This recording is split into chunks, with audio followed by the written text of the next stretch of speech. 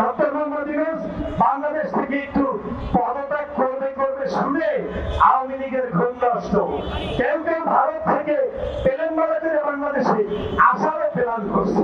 আজ উপদেষ্টা পরিষদের মধ্যে ডক্টর মোহাম্মদ ইউনূস ছাড়া আমরা অনেককেই দেখতে পাচ্ছি যারা বাংলাদেশের জুলাই বিপ্লবের চেতনাকে ধারণ করে না, বরং জুলাই বিপ্লবের চেতনাকে বিক্রি করে, শহীদের রক্ত বিক্রি করে জাতির সাথে, বাংলাদেশের মানুষের সাথে প্রহসন করছে। যে এই যুবকরা আজকে এই জুলাই বিপ্লব সংগঠিত করেছে, সেই যুবকরা বাংলাদেশ থেকে এখন পর্যন্ত পালিয়ে যায় নাই। জুলাই বিপ্লবকে কারো প্রাপ্তদের সম্পত্তি মনে করবে না। এই জুলাই বিপ্লব ছিল দল, মত, জাতি, ধর্ম, বর্ণ নির্বিশেষে সমগ্র মানুষের, ঠিক কিনা বলেন? এই জুলাই বিপ্লব ছিল নির্যাতিত মহাশিরাত্রী সাবেক 3 বারের প্রধানমন্ত্রী দেশ নেত্রী বেগম খালেদা জিয়ার নির্যাতনের প্রতিচ্ছবি। এই জুলাই বিপ্লব ছিল আল্লামা দেওয়ান সাইদিকে হত্যা করার প্রতিবাদের প্রতিচ্ছবি।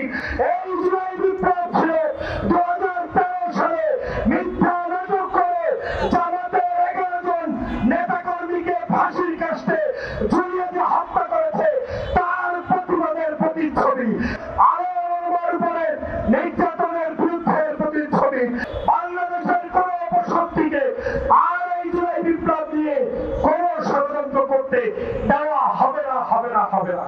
আমি উপদেষ্টাদের মধ্যে দু একজন আছে ট্রেনিং করে কথা বলে, মনে হয় যেন ওনার বাবা ঈশা জুলাই বিপ্লব করে দিয়ে গেছে। ডক্টর মোহাম্মদ ইউনূস বাংলাদেশ থেকে একটু পদত্যাগ করবে সামনে আওয়ামী লীগের ঘুম নষ্ট। কেউ কেউ ভারত থেকে প্লেন মারা করে বাংলাদেশে আসারও প্ল্যান করছে। অনেকে মনে করছে সবকিছু আজকে মনে হয় শেষ হয়ে যাচ্ছে, কিন্তু আওয়ামী লীগের এবং নরেন্দ্র মোদীর সেই স্বপ্ন কথায় পরিণত হয়েছে।